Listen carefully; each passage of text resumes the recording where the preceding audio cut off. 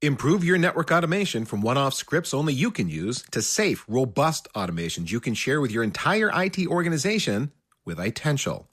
Find out more at www.itential.com/packetpushers. That's www.itential.com/packetpushers. Welcome to Heavy Networking, part of the Packet Pushers network of fine podcasts, blogs, newsletters, and videos for your professional career development.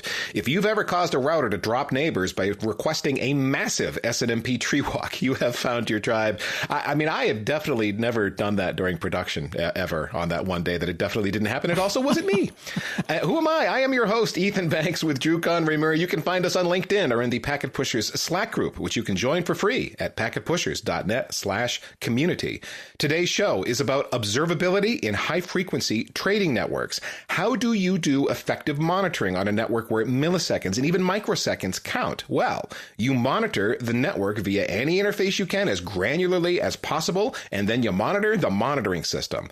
To explain to us how they do it at Jump Trading is Radu Ionco. Radu is a network engineer who has helped Jump build a custom network observability tool using Go and talking to multi-vendor APIs, open config models with GNMI, and parsing the CLI. What about SNMP? Only as a last resort.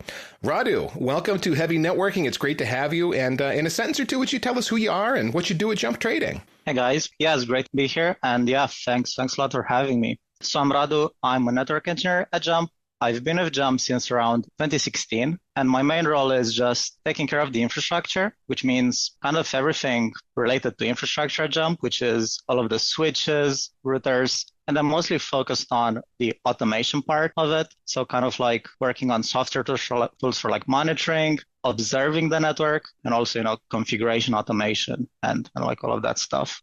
Give us a little more information about the general architecture of that network you monitor at Jump. You mentioned switches and routers. Is it in a data center? Is there a WAN? We actually have quite a large WAN. So like at Jump, we refer to our locations as like collocations. So we're going to have a bunch of collocations that are like spread globally. And, these collocations are usually collocated next to venues, right? Exchanges where we would trade. And then all of these collocations, they are connected via WAN circuits. Yeah, so this is like something that would span globally between Europe, Asia, and the US. And yeah, kind of like each of these collocations, maybe smaller or larger data centers, depending on where they are. They're going to have switches, right? Kind of like a local infrastructure and also like servers. Is there a lot of communications happening between these co-location sites, or are they all just connected like for basic management? Because I ask that because I know on HFT networks, high frequency trading, that the milliseconds and microseconds can count because of who your competition is and trying to get trades done. The collocations are connected between themselves, and we strive to make the entire network, the WAN, as reliable as possible and make sure we have the lowest latency between all of the collocations. We do use multicast extensively, so from like monitoring terms, monitoring multicast for us and multicast state is like very important. But yeah, it's almost like a partial mesh type network, right? If you can like imagine a graph with like a bunch of nodes that are like all connected to each other. And, one of our tasks, right, is to like find what is the shortest path between any of the nodes in the graph, right? So that's another thing we focus on. Yeah. So you wrote your own network observability platform. And I guess the big question is why? Because there's lots of commercial products you could buy. There's open source things you could have put together. So why build your own? That's like a great question. I think it's mostly because we wanted to have the flexibility to collect the data we want via the mechanism that we want, and also to be able to support any number of vendors that you may use in the network. So our network is like made up of multiple types of vendors for switches or routers. And it's, to kind of like have that flexibility and to also be able to generate an output from these devices that is equivalent across all device classes. I mean, to give you like an example, right? Like we may use NX API, right, to pull Nexus switches and eAPI to pull Arista switches. We want to make sure that the counter data or environmental data that we collect from these devices ends up in like our data source in exactly the same format, with the same key, the same column names, so that we can look at all devices as, kind of like equals, right? So like we don't want to see, Nexus drop counter, Arista drop counter. right? Right. So you wanted to essentially be able to sort of normalize the data to be in an output that's most useful for you, as opposed to having to get this data in a format that some commercial product would put it in. Yeah, exactly. That's incredibly important for us, both in terms of like monitoring, in terms of configuration, and also so that we can quickly replace devices, right, between them if we want, while keeping the same, high level configuration when we go to potential like a new vendor. And this like applies to monitoring as well. Kind of like, to give you an example, like we want to see interface throughput trends, right, in the past 2 years for this device, even if we change this device to like a different vendor. And it's something that we can do with this approach. But there's also, I guess, the trade-off of you built this, you have to support it yourself, and you guys decided that was worth it? Here in the infrastructure team at Jump, we have, a lot of like really strong software developers, right? Who, are like able to support this and also like monitor the monitoring solution. So yeah, I think, in hindsight, it was the right decision. It allows us, a great deal of flexibility of collecting data how we want it, as often as we want it, and being able to like move very quickly when there is a new collection/monitoring requirement. And you said so software developers are sort of working hand in hand with network engineers to build this, and the software developers will also help you monitor the state of this observability platform, or at least maintain it? Yeah, no, I think that the role of like an infrastructure engineer here in the team, and I think this applies like a lot at Jump, it's like the network engineers, right, are also like software developers in a way, if that makes sense, right? We have people on the team, right, who can operate across troubleshooting networks and switches and routers, right? But also like contributing to the software platforms that manage them or like monitor them, if that makes sense. So that is something we're kind of like keen on developing here. So I think it's kind of like a hybrid role. And of course, some people, they're more focused on configuring networks, right? Some people are more focused on kind of like the software engineering, DevOps part of it, right? But in the end, everyone contributes. You mentioned multi-vendor. You said like Cisco and Arista. Are there other vendors out there that you're monitoring as well? Yeah, I think like even Cisco like has multiple challenges. Nexus, it comes in like different forms. There's like Nexus 3000, Nexus 9000, iOS, right? For those reload switches, ASRs. Yeah, so I think, we have a flexible platform that can monitor multiple vendors. Yeah, so good point that you mentioned. I mean, yeah, it's not just, Cisco and Arista, it's Cisco and the 6 different operating system families you might be interacting with that all have different interfaces. Yeah, exactly. And it's like really interesting once you start getting into the details, right?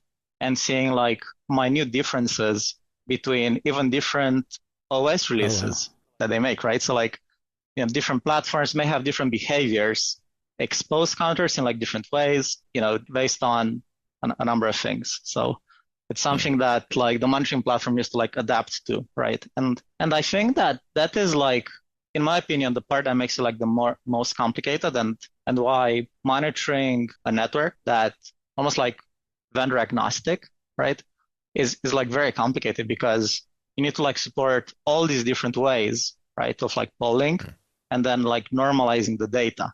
So it's like really, really challenging. So why not just go with one vendor then, or, like one NOS across different white boxes?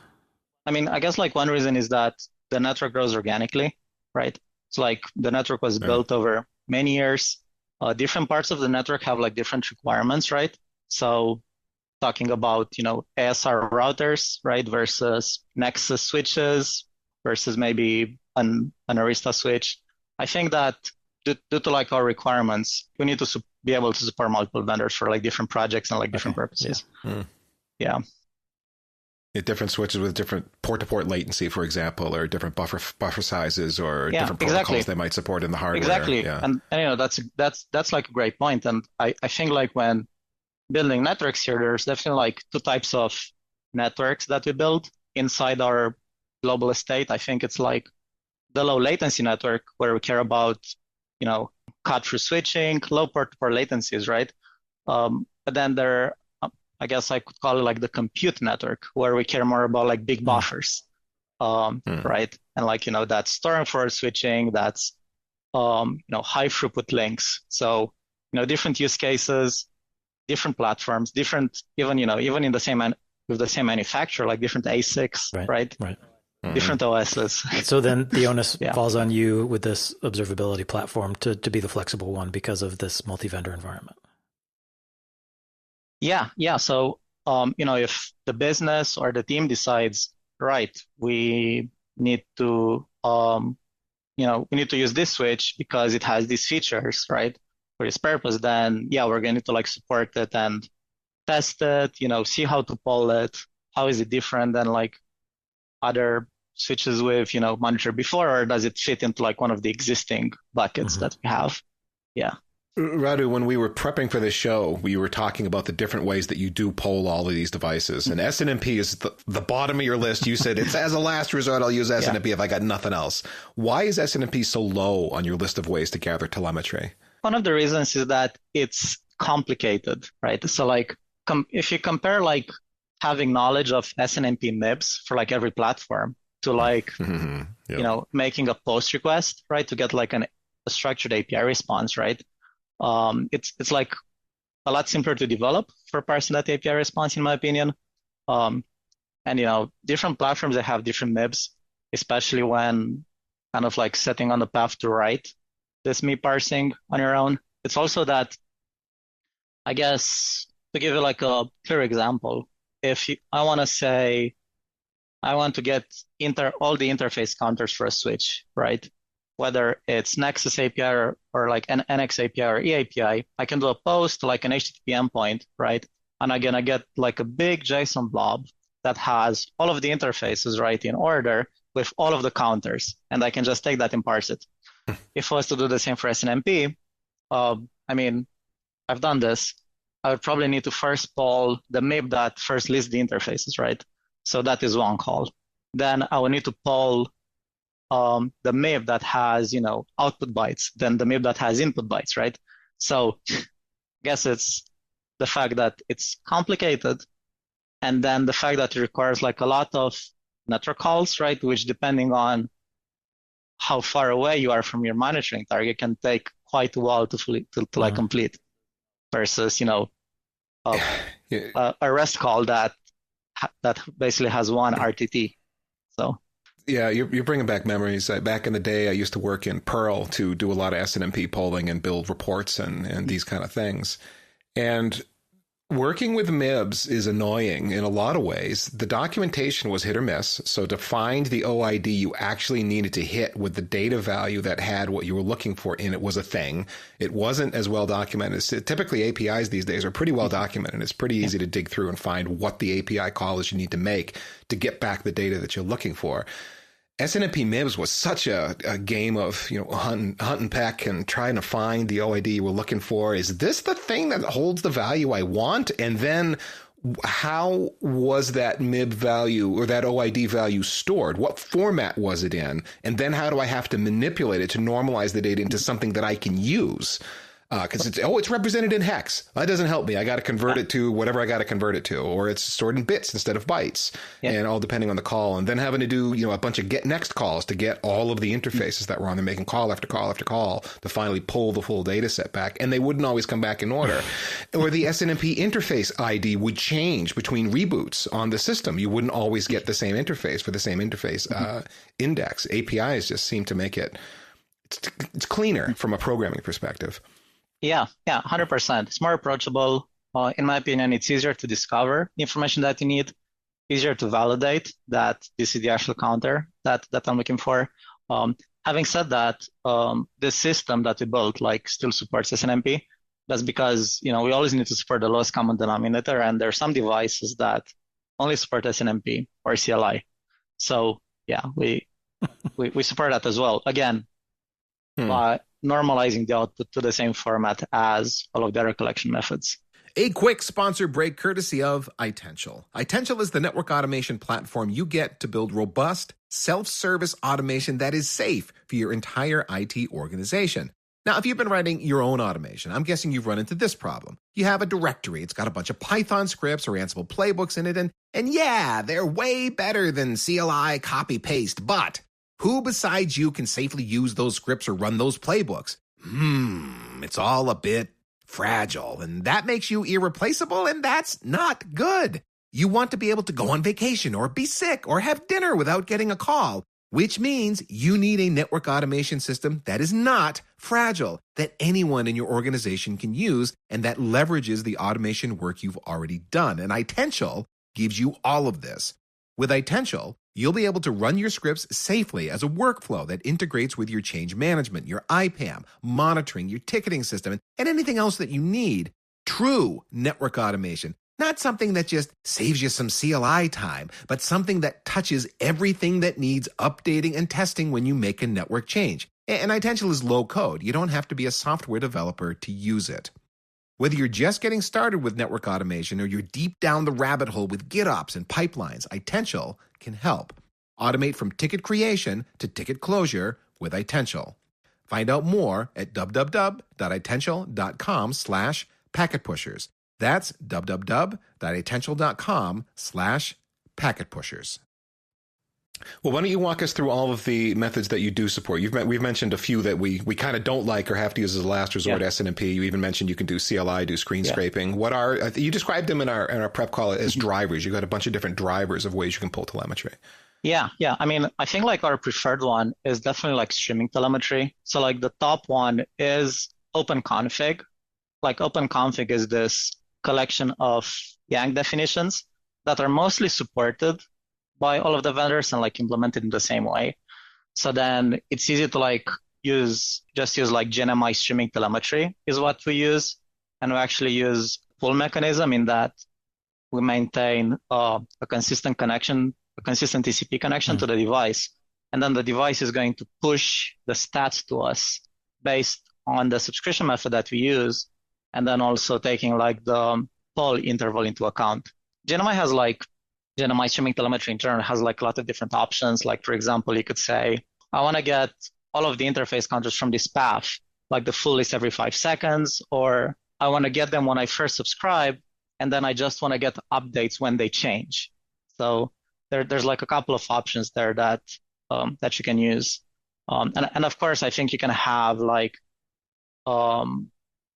you can have them streamed to you via UDP.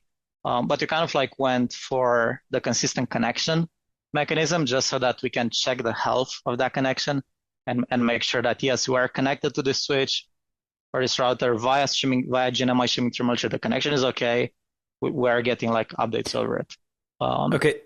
Yeah, streaming telemetry I think is like... Yeah, so you went with TCP because you wanted to make sure it wasn't just fire and forget. You wanted to be able to monitor the connection of your streaming telemetry. Yes. And, I think like the monitoring system is like also like a big part.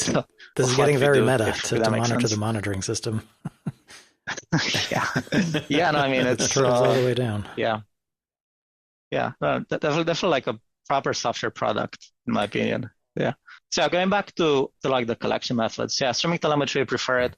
We can get 1 second counters, right? 1 second resolution for the most part, which is great. So yeah, so that would be like our preferred method. Then we're going to use REST APIs. Vendors offer different versions of like REST APIs, different specs. They're all pretty similar. Cisco offers NX API on their Nexus platform. Arista offers eAPI on basically like any Arista switch.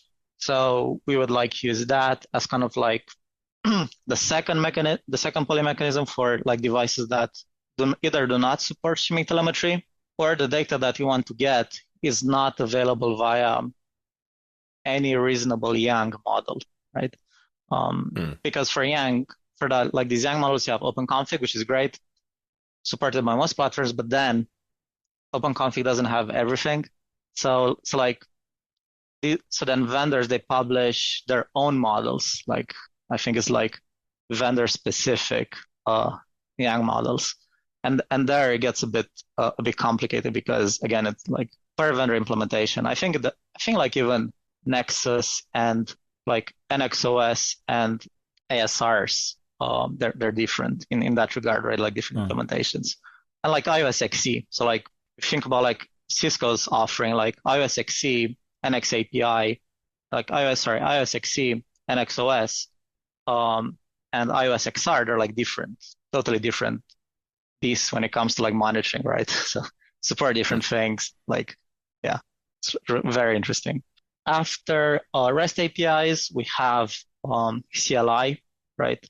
CLI scraping, which is basically, you connect to the switch, you run a command, you have a normalized regex expression. And for that, we use like a format called, like a language called TTP, I think that was promoted by Network to Code, I believe, right?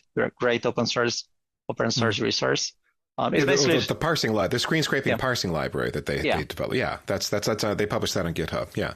Yeah. So like we'd write either use some off-the-shelf formats for that or write our own parsing logic, and then kind of like use that to convert to our like standardized internal model.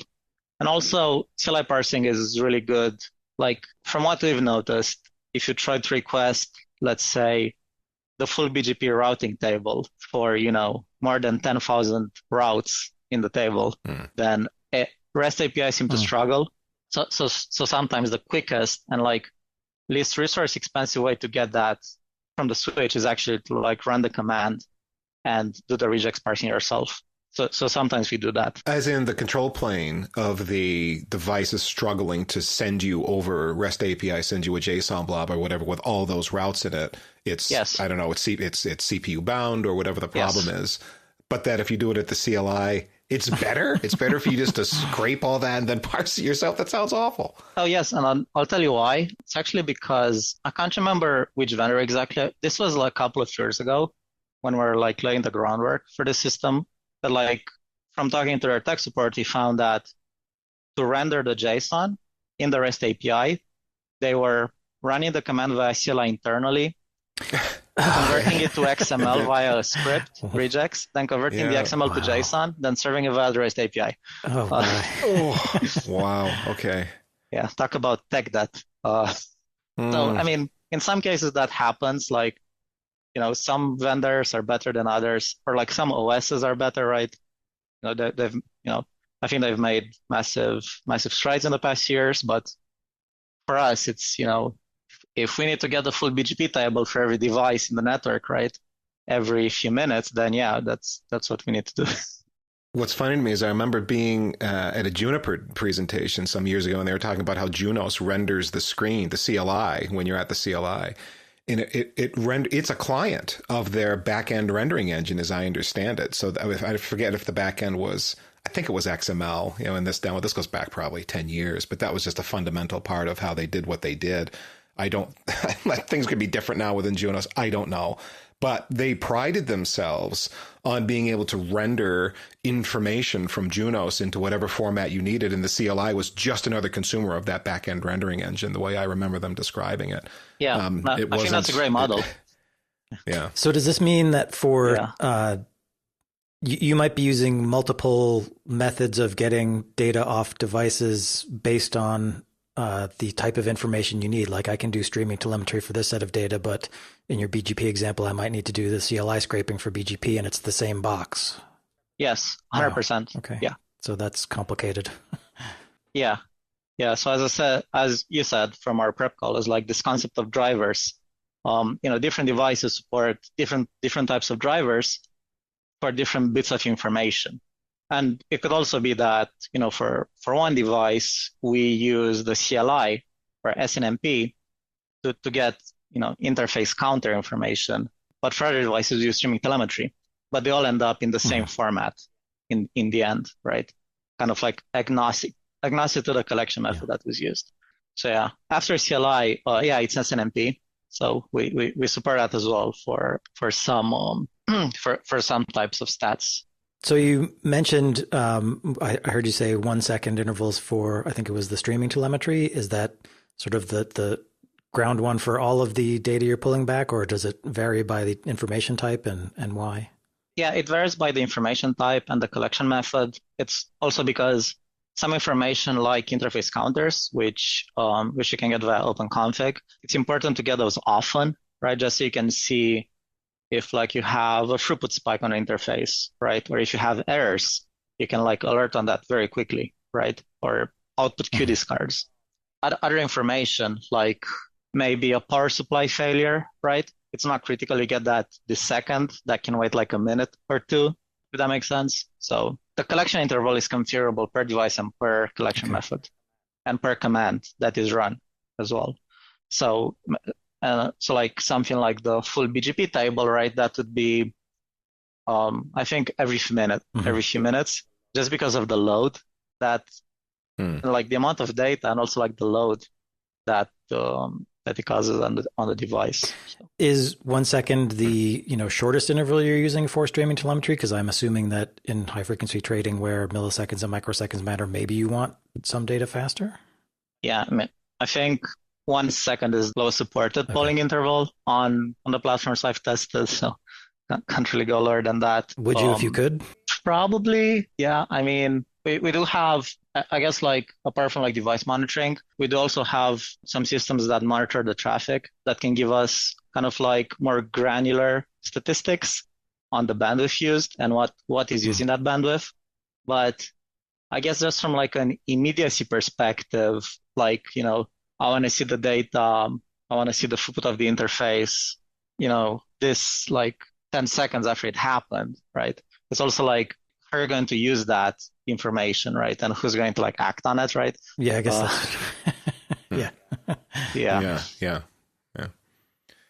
Talk to us about data normalization, Radu. You're getting data from all these different sources, and you might be looking for the same bit of information, but from two different platforms, and so the data that you're requesting is coming back to you in different formats. Can you talk about this challenge and how you guys deal with it? It requires that, I guess, the developer is familiar with the format that the device is presenting the data in, and also like the data format that we need to get at the end. Inside this system, right, we work a lot with protobuf, if you're familiar with protobuf. And actually, the data, when we subscribe to data via streaming telemetry, that is streamed in protobuf format.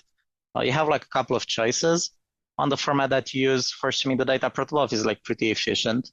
So that's what you use. So like for the end state data, we have a protobuf format, and then the drivers need to like translate what they get from the specific device into this format. Like you can imagine it's almost like a dictionary, right? So like if Arista calls the out bytes, capital O, capital B out bytes, we'd like translate that on the other side to out underscore bytes, all lowercase, right? That's, I guess that's like the simplest way to think about it. From, like a REST API perspective, like, you see this key on the left side, I get the value, and then I translate it to this other key name on the right side. Yeah, that's kind of how it works. And that's, I guess it's a bit manual when developing it at first, because you need to know the format that you're getting from the source device. And you also need to be sure that this data point, this like value name, matches what you want to get on the other side. Yeah, so you had to do some work up front in terms of what data do we need? How do we want to see it? How do we want to present it to us? Yeah, and I guess you just started with like the requirements of what people wanted to see in dashboards or what you wanted to like alert on. So how are you storing all of this telemetry, and do you keep it around for long? Is it worth keeping? Yeah, I mean, definitely. I think it definitely is. I mean, we keep it actually in an open source columnar style database. So it's SQL-like, but it's not exactly like SQL. I would say maybe similar to how Google Bigtable would work. It allows us to store large amounts of data very efficiently without worrying about high cardinality issues. Okay, so let's pause there for a second. You said high cardinality issues. Explain that one. All right. So I'm not sure if you're familiar with like influx or like how influx works. Influx line protocol. Not off the top of my head. I'm aware of InfluxDB. I'm aware of time series databases in general, but beyond that, not much detail. Yeah. So I guess in a traditional time series database, kind of like InfluxDB, you have kind of like two classes of values. I guess shouldn't call them values necessarily. You'd have tags. So when you store the data, tags are the parameters you can like filter on. So think tag is like switch name, switch model, switch data center, interface description, right? Interface name, that sort of thing. And then you have values, and values could be out bytes, out CRC errors, out discard packets. So like they're just values that increment that you just want to like display or run computations on, but not necessarily filter on, right? So the challenge I've seen with time series databases, like Influx specifically, is that as you store more and more data and you have more and more variations of the tags, the database gets slower and slower because it needs to like index all of those different value combinations, right? So, if you have, thousands of switches, each of them with like 48 interfaces, right? You can see how that can quickly, grow massively. And you end up with like performance issues. So I guess like their approach is to just like store all columns in the same way, and I guess in a more like SQL way, and use kind of like a better partitioning system for how the data is stored in the backend. But that's cardinality issues. I didn't think this conversation was headed into DBA conversation, but yeah, we're having a DBA chat right now. All right. Yeah. Yeah.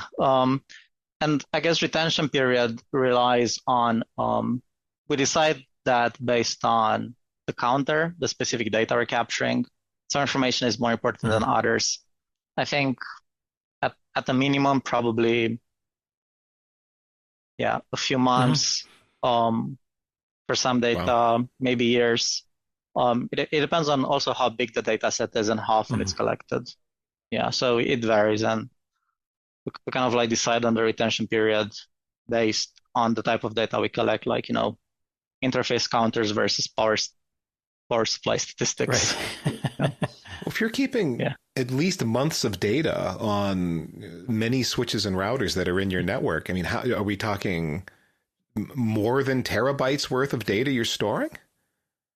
Overall, I think it is more than terabytes. Yeah, it is multiple terabytes of data.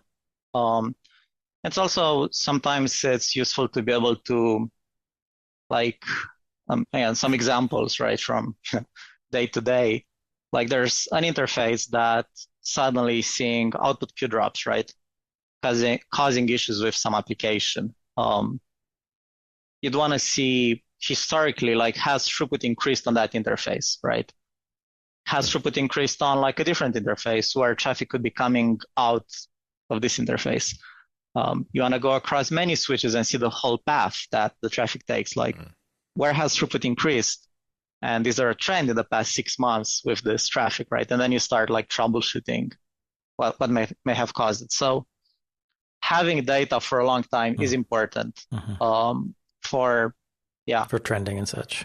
For this sort of, for like trends, for troubleshooting, for really digging deep into an issue and, trying to fix it definitively.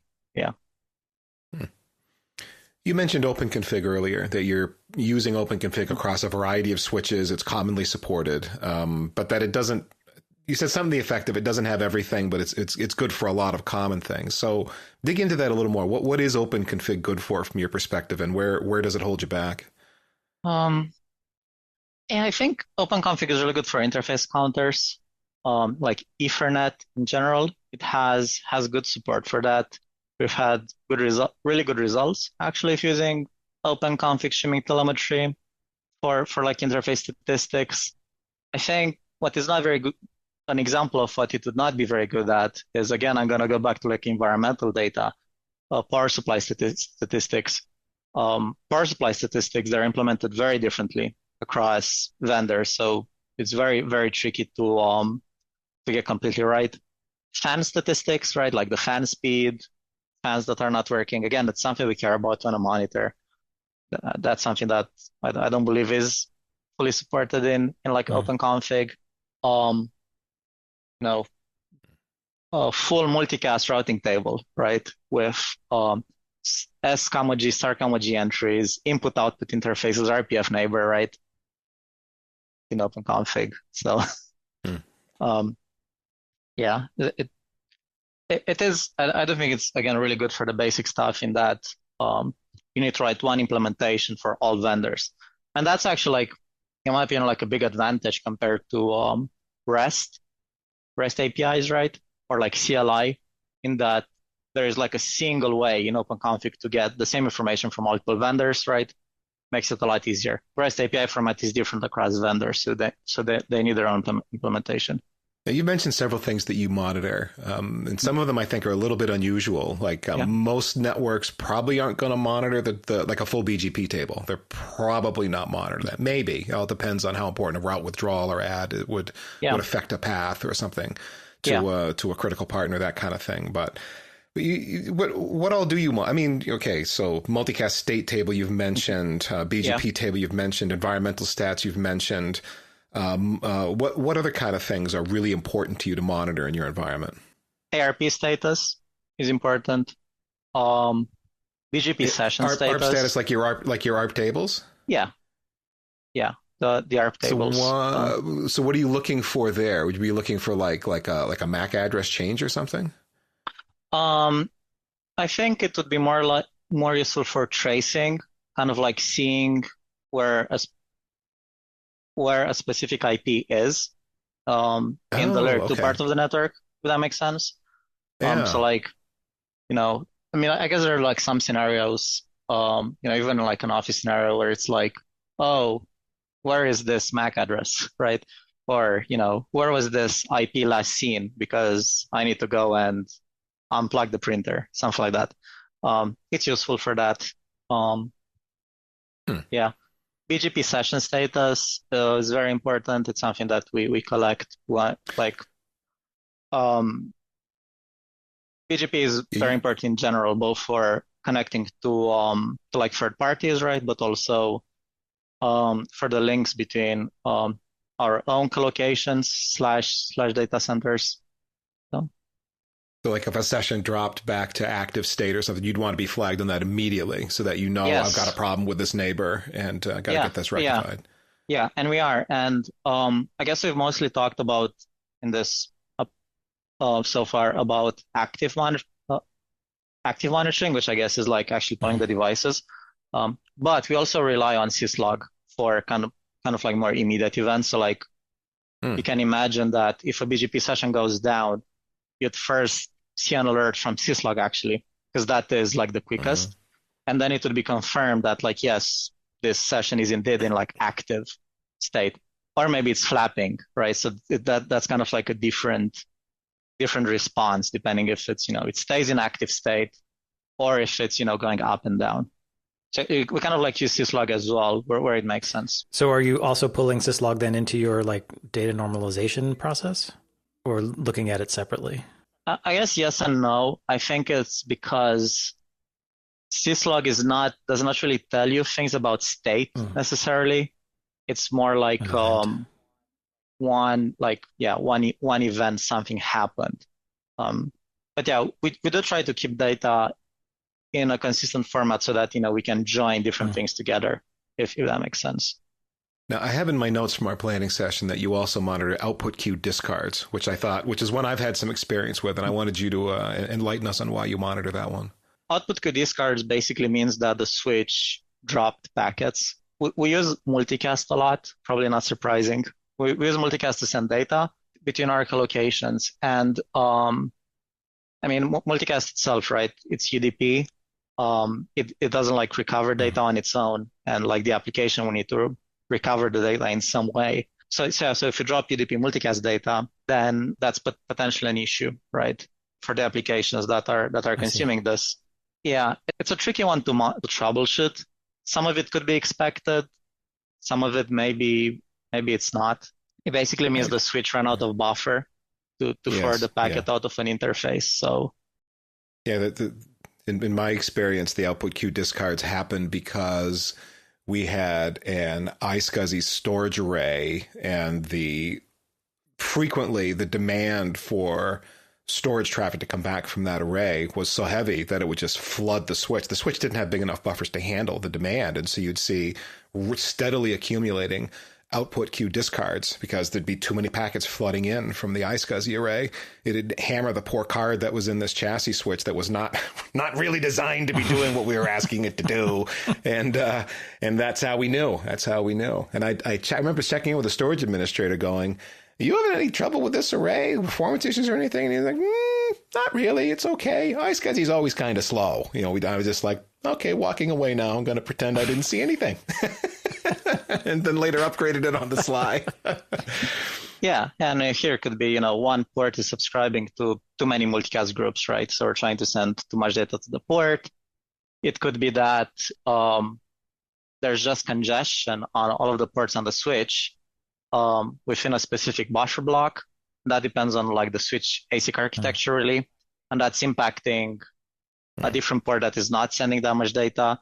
It could be that you're trying to, send data from a 10 gig port on a 1 gig port, or from, 40 gig port to like a 10 gig port. Can be many reasons for it.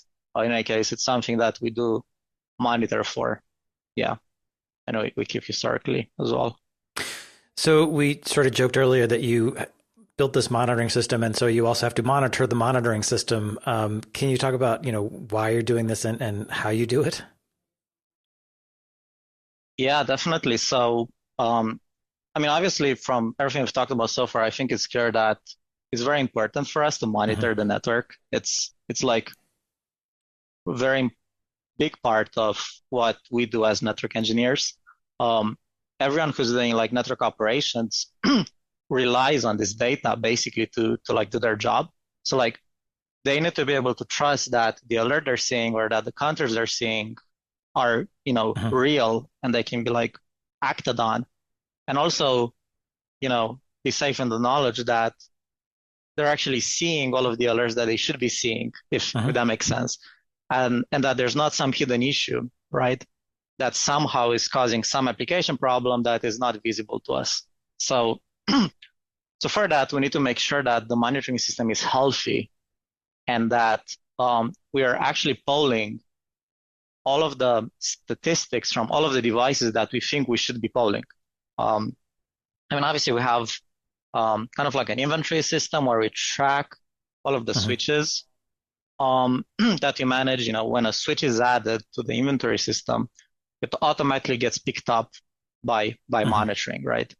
And based on the model and the configuration that we have for the monitoring system, right, is going to try, streaming telemetry, REST APIs, SSH, right? If any of these fail, that like polling mechanism that we expect to work, we're going to get an alert, basically. We're going to get a notification like, hey, on, London switch 1, right? I cannot connect via SSH due to, authentication failed, or, switch name is not in DNS or something like that, right? And then whoever's doing, I guess, almost like SRE type role, right? We'll go, okay, like, let's see what's going on with this switch. Like, is it not on the network? Is it not ready to be put in production yet? Is there some other issue? Like sometimes, right, not being able to pull a switch suddenly, right, could mean that there is some issue if it's control plane, right, or is data plane. Like even if you can like ping a switch, which I guess is like the most basic form of monitoring, like you ping it, switches up, right? That doesn't necessarily mean that the switch is behaving as it should be behaving. So sometimes there's like, sometimes there, there are some signs that there could be something wrong, like, SSH failing or REST API unavailable, right? And we found that to be really important through the years, really important to like look at. So we look at like polling latency as well. Want to make sure that the polling latency is within kind of like the normal polling latency that we'd expect for for like the polling mechanism. So I mean, you can imagine like there is like a database that stores data about the monitoring system as well, that we then like alert on, and we can view historically too, which is pretty interesting. Yeah, so I'm curious, sort of division of labor-wise, do you have people dedicated to monitoring the monitoring system, or is it sort of a shared responsibility among everyone that's built and are operating the system? Yeah, no, I think it's kind of like a shared responsibility. People, would have the monitoring dashboard up, and they would see if there's any issue, right, and like act on it. Yeah, I think it's usually and again, like this can point to like there's multiple different things that can go wrong, and I think that we need to be prepared for anything to go wrong, really. So, there could be, as I said before, like a problem with the switch specifically, with its management connection, a problem if it's OS, right? Like, these switches that run basically like a Linux OS. Sometimes there are bugs, sometimes there's memory leaks on the switch. And then control plane goes down, data plane goes down, switch reboots, right? We've seen a lot of variations of that. There could be problems with the software itself, right? Like problems with the database, problems with the messaging bus between like the different parts of the system. So yeah, we need to keep close eye on all of that, right? To make sure that we're monitoring the network properly. Yeah, I wanted to ask, does your monitoring system extend to your database infrastructure as well? Because obviously the database is very important because that's where you're getting all the data from. Or putting all the data to analyze. Yes, yeah. So we do keep an eye on write latency to the database, stuff like storage used, right? Are running out of space, and that, yeah. And there's also like separate. There are multiple teams in Jam that also look after that shared infrastructure. Yeah, I guess our main responsibility is mine and my teams is like the monitoring system, but really we all care about every part of the stack. So yeah. Radu, we're getting ready to wind this thing up. So kind of a closing question here for organizations that are thinking about creating their own network observability platform as opposed to going open source or buying something commercial. They want to create their own. What advice would you have for them? Yeah, firstly, I would say it's more difficult than you may think at first. It's like probably if you have a greenfield deployment, with a single vendor, all brand new switches, it's probably not worth it to like invest the time and like manpower in something like this. You probably need to make good tech decisions at the start, depending on how large the infrastructure is and how you want it to scale. So like if you have 10 switches, right, that you want to monitor, is like a totally different proposition than, monitoring thousands or, tens of thousands. There's, choices that you make that may seem okay when you're only like monitoring 10 switches that do not scale at all, and you're going to have big problems once you start going into monitoring thousands, like, and even like small change that you may make, like, oh, I'm going to reduce my polling interval from 3 minutes to 1 minute, right? That have like a big strain on the infrastructure when it's multiplied 5,000-fold. So yeah. So yeah, making good, sensible tech decisions with an eye on how it would scale, I think, is like very important. Good thoughts. Radu, for people who want to reach out to you, maybe they got more questions, is there a way they can do that? LinkedIn maybe, or? Yeah, definitely. LinkedIn message is totally okay. You can find me on LinkedIn, Radu Ionco. Sure, you'll provide the link for that. Yes. Okay, thanks to Radu Ionco. I tried Radu. Radu Ionco for joining us today and to Jump Trading Thank you. for letting him share his experience. Thanks to you, you awesome person out there listening. We do appreciate you listening to Heavy Networking. And if you like what you hear, would you leave a review on your podcast platform of choice? We would appreciate that. And if you're also on LinkedIn like Radu is, you can connect with Drew and I. We are there as well. We'd be honored. If you're looking for more great content for IT infrastructure professionals, check out all the podcasts that we publish here at Packet Pushers. We've got Day 2 DevOps for all your hands-on DevOps needs, Network Break for your weekly catch-up of the industry news that caught our eye, Tech Bytes to hear the latest vendor product news, Packet Protector for security discussions, and Heavy Wireless for networking through the air. And there's even more than those. To find them all, punch Packet Pushers into your podcast client and see what comes up. Send your questions and comments to packetpushers.net/follow-up. Until next time, we'll see you in the newsletters, on the Slack channel, and on LinkedIn. Last but not least, remember that too much networking would never be enough.